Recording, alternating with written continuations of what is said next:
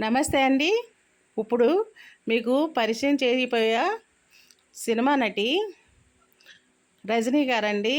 ఆమె బ్రహ్మముడి సినిమాతో తెలుగు సినిమాకి పరిచయం అయ్యారండి. దర్శకరత్న దాసనారాయణరావు గారు పరిచయం చేశారు ఈమె సినిమా హీరోయిన్గా తెలుగులోనండి. అయితే రజనీ గారి పేరు శశి అండి. ఆమెది పంజాబీ కుటుంబం అండి. వీళ్ళ నాన్నగారు జాబ్ నిమిత్తం కర్ణాటకలో ఉండేవాళ్ళండి. ఆ తర్వాత చెన్నైకి షిఫ్ట్ అయ్యారండి. చెన్నైకి షిఫ్ట్ అయిన తర్వాత రజనీ గారు చిన్న చిన్న వయసు అండి. అప్పుడు 10, 11 సంవత్సరాలు ఆ సమయంలోనండి. అప్పుడు ఆ చెన్నై టీ నగర్‌లో సందులో తనకి క్యాడ్బరీ చాక్లెట్ అంటే ఇష్టమండి. ఆ క్యాడ్బరీ చాక్లెట్ తెచ్చుకోవడానికి ఆ సందు చివరి దాకా వెళ్ళి ఆ షాపులో ఒకే ఒక షాప్ ఉండేదండి అప్పుడు. ఆ క్యాడ్బరీ అక్కడే దొరికేది. అక్కడికి వెళ్ళి క్యాడ్బరీ తెచ్చుకొని తింటా ఉండేదండి. తనకు చాలా ఇష్టమైన చాక్లెట్ అండి అది. ప్రతిరోజు అలా వెళ్తా వస్తా ఉంటే ఒకసారి నిర్మాత దర్శకులు మణివన్నన్ గారు ఆమెను చూశారండి చెన్నైలో. చూసి ఈ అమ్మాయి చాలా బాగుంది అనుకుంటూ ఆమెని ఫాలో అయ్యారండి. ఫాలో అయిన తర్వాత వాళ్ళ ఇల్లు ఇది కనుక్కున్నారు. వాళ్ళ బ్యాక్గ్రౌండ్ ఏంటో తెలుసుకున్నారు. వాళ్ళ ఫ్యామిలీ బ్యాక్గ్రౌండ్ అన్నీ తెలుసుకుని ఒకసారి వాళ్ళ ఇంటికి వెళ్ళారండి. అయితే ఆమె చిన్నప్పటి నుంచి కూడా డ్యాన్స్ అంటే ఇష్టం కాబట్టి డ్యాన్స్ కూడా నేర్పించారండి శశికి.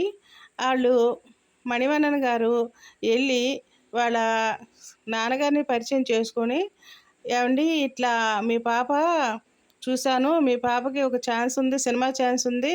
మీరు సినిమాలోకి అనుమతిస్తారా? పర్మిషన్ ఇస్తారా? అని అడిగారండి మణివన్నర్ గారు. అడిగితే సరే ఏమ్మా మరి నువ్వు చేస్తావా? ఇలా అడుగుతున్నారు కదా! అని వాళ్ళ నాన్నగారు అడిగితే శశి ఏం చెప్పిందంటే, మీ ఇష్టం నేను చేస్తాను అని చెప్పింది. చెప్తే సరే మా అమ్మాయి చేస్తుంది అని ఏం చేశారు, అసలు వాళ్ళకి షూటింగ్ అంటే తెలవదు. ఆ షూటింగ్‌లో ఏం చెప్తారో ఏంటి అనే విషయాలన్నీ కూడా వాళ్ళకసల ఏమి తెలవదండి. ఎందుకంటే వాళ్ళు సినిమా వర్గానికి చెందిన వాళ్ళే కాదండి. అసలు సినిమా పరిచయాలు కూడా ఏమీ లేవు. కేవలం ఈ పాపని సినిమా షూటింగ్ కోసం వాళ్ళ అమ్మగారు, వాళ్ళ అన్నయ్య ఇద్దరు కలిసి తీసుకెళ్లారండి పాపని. తీసుకెళ్తే అక్కడ కూర్చున్న తర్వాత పాపకి సీన్ చెప్పారండి. సీన్ చెప్పిన తర్వాత ఎలా చేయాలో ఏంటో అవన్నీ చెప్పిన తర్వాత ఆ పాపకేంటంటే నాకు చాక్లెట్ ఇస్తారు. క్యాడ్బరీ చాక్లెట్ ఇస్తారు. వాళ్ళు ముందే చెప్పారు. ఇలా శుభ్రంగా బాగా చేసావనుకో ఈ సీను నీకు క్యాడ్బరీ చాక్లెట్ ఇస్తాము. కొత్త గౌన్లు కొనిపెడతాము అని వాళ్ళు చెప్పిన తర్వాత ఏం చేసిందంటే నాకు గౌన్‌లొస్తాయి, చాక్లెటొస్తాయి కాబట్టి మనం చేద్దాం అనుకుని ఆ పసి వయసులో ఇంకేముంటదండి అలాగే చేసిందండి. చేసిన తర్వాత వాళ్ళు అలా చెప్తే అలా చేసిందండి. ప్రతిరోజు వాళ్ళ అమ్మగారు వచ్చేవాళ్ళండి. వచ్చి కూర్చునేవాళ్ళు. చేసిందని అక్కడికి ఆ సినిమా అయిపోయిందండి. ఆ సినిమా అయిపోయిన తర్వాత మళ్ళీ చదువులో పడిందండి. చదువుకుంటుందండి. చదువుకుంటుంటే ఆ ఒక్క సినిమా బ్రహ్మాండమైన హిట్ అయిపోయిందండి. బాగా హిట్ అయిపోయింది. ఆ హిట్ అయిపోయిన తర్వాత ఆమెకి సినిమాలు వరుసగా వస్తున్నాయండి. అవకాశాలు వస్తున్నాయండి. మీ పాపని సినిమాలోకి తీసుకుంటాం, మీ పాపని సినిమాలోకి తీసుకుంటాం. అట్లా అలాగే ప్రతి ఒక్క దర్శకుడు కూడా తమిళ దర్శకుడు, మలయాళం దర్శకుడు, కన్నడ దర్శకులు అందరూ కూడా వచ్చి ఆ పాపను తీసుకెళ్ళి సినిమాలో నటింపజేసి పంపిస్తూ ఉండేవాళ్ళండి. తల్లిగారు ఎనకాలే ఉండేవాళ్ళండి. అలా ఆమె సినిమా జీవితానికి పరిచయం అయిందండి. ఆ తర్వాత ఇలాగే 2, 3 సంవత్సరాల తర్వాత ఆమెకు యుక్త వయసు వచ్చిందండి. 13, 14 సంవత్సరాల వయసులోనే ఆమెని మలయాళంలో హీరోయిన్‌గా చేశారండి. హీరోయిన్‌గా చేసిన సినిమా కూడా హిట్ అయిపోయిందండి. మొట్టమొదటి హీరోయిన్‌గా చేసిన సినిమా హిట్ అయిపోయిందండి. అట్లా వరుసనే కూడా తమిళ సినిమాలు, మలయాళ సినిమాల్లో హీరోయిన్‌గా ఆమెకు అవకాశాలు వెల్లువలా వచ్చినియండి. ఒకసారి దాసనారాయణరావు గారు ఒక కొత్త సినిమా తీస్తున్నారు. అందరూ కొత్త వాళ్ళతో కొత్త సినిమా తీస్తున్నారండి. 'బ్రహ్మముడి' అనే సినిమా తీస్తున్నారు. అప్పుడు ఈ అమ్మాయి పేరు విని, ఈ అమ్మాయి టాలెంట్ చూసి సరే ఈ అమ్మాయిలో ఏదో ఉంది మ్యాజిక్కు. ఖచ్చితంగా ఈ అమ్మాయిని తీసుకుంటాను అని చెప్పి అమ్మాయిని తీసుకున్నారండి. హీరోయిన్‌గా పరిచయం చేశారు. పరిచయం చేసిన తర్వాత మరి డైరెక్టర్ గారు నాకు తెలుగు రాదండి. నేను పంజాబీని, నాకు తెలుగు రాదు. ఏదో తమిళం ఇయన్నీ ఉన్నాయి అంతవరకే నాకు అని చెప్పుద్దండి. చెప్తే, "ఏం పర్వాలేదమ్మా, మీరు తెలుగు రాకపోయినా పర్వాలేదు.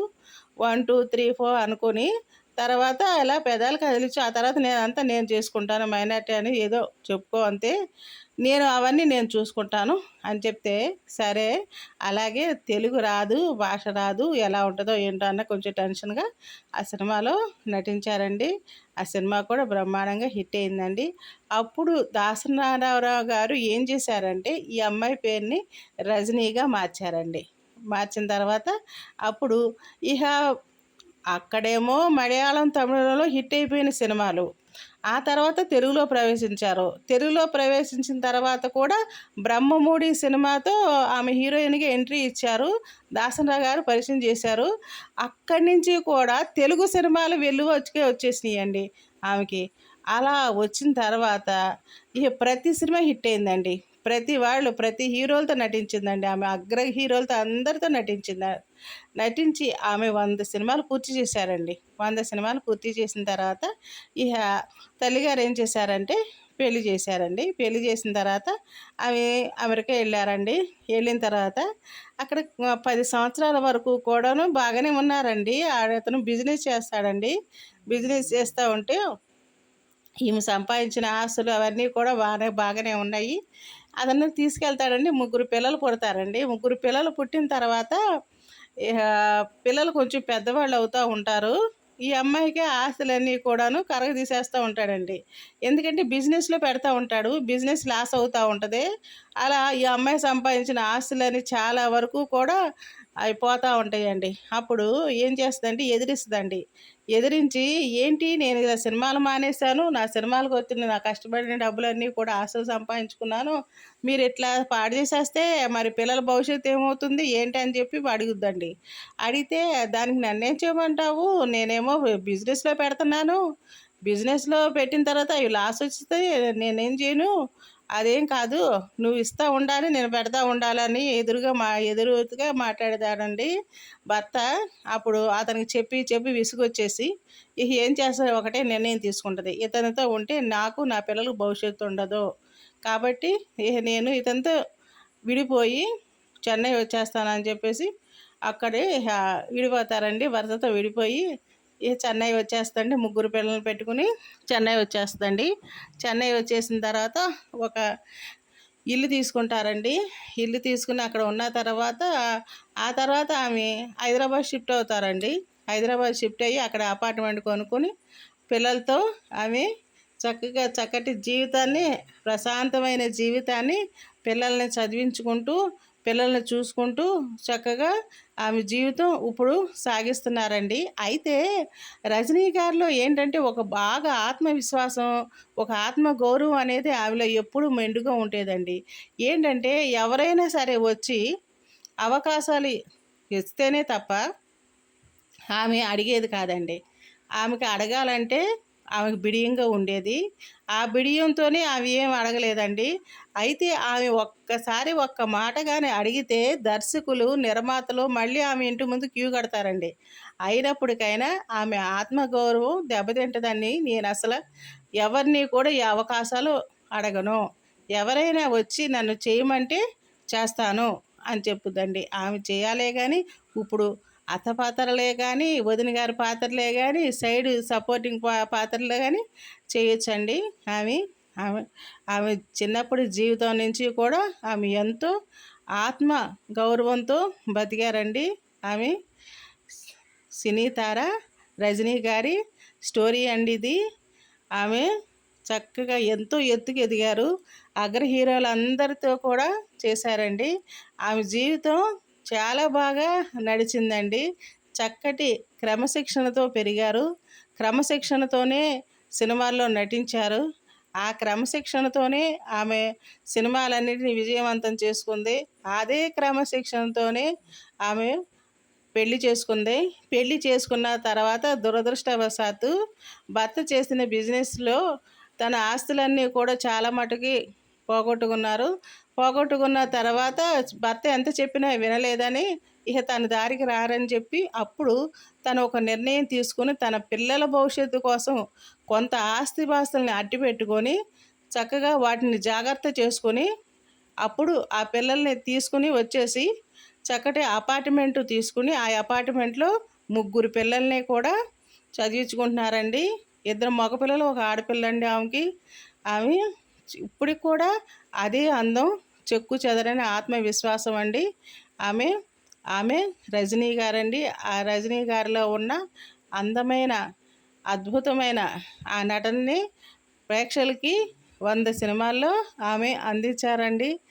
చక్కగా ఇప్పుడు కూడా ఆమె ఏది కూడా భారంగా తీసుకోకుండా తన జీవితాన్ని లైట్గా తీసుకొని తన ఒడిదుడుకులన్నీ కూడా అధిగమించి ఆత్మవిశ్వాసంతో తన బిడ్డలతో చక్కగా మంచి లైఫ్, అద్భుతమైన లైఫ్ గడుపుతున్నారండి. ఒక్కొక్క హీరోయిన్ స్టోరీ ఇలా ఉంటుందండి. ప్లీజ్ సబ్స్క్రైబ్ అండి, ప్లీజ్ లైక్ చేయండి. ఓకేనండి. ఒక సినిమా తార జీవితం, ఒక అద్భుతమైన నటి జీవితం మనం తెలుసుకున్నామండి. Please subscribe.